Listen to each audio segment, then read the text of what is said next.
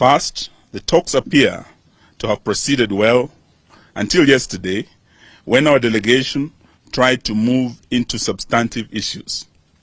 As Kenyans are aware, our substantive issues remain as follows. 1. Immediate steps to lower the cost of living.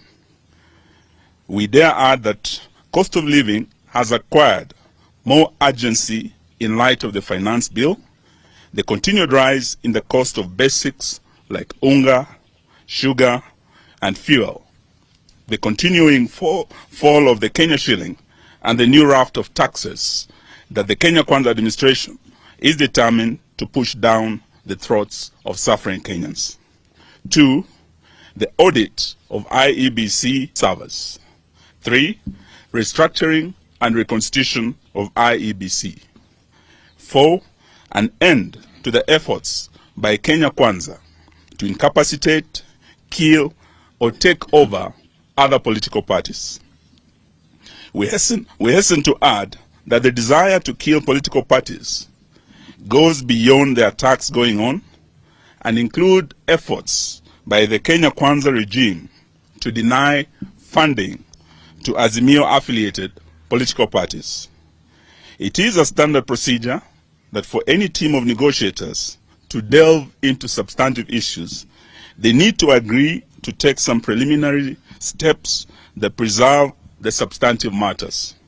Our delegation asked that there be some preliminary actions on the cost of living, agree to the preservation of the IEBC servers in light of the fact that we have asked for an audit of the same, suspension of the selection panel of IEBC in light of the fact that it is an agenda of the talks, and cessation of Kenya Kwanza invasion of Azimio as talks go on.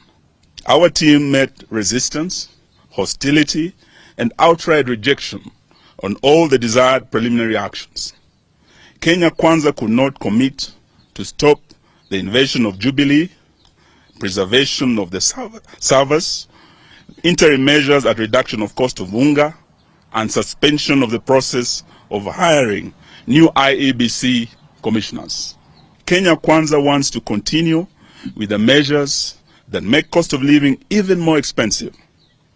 They want to interfere with IEBC servers, proceed with the picking of IEBC commissioners, and continue invading Azimio parties. Our delegation therefore came to the decision that if the interim measures cannot be guaranteed, there would be no need to move into substantive issues.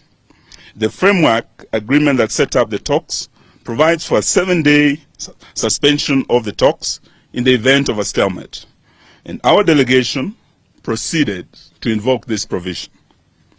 If at the end of the 7 days we will not be able to resume the talks will be considered to have collapsed.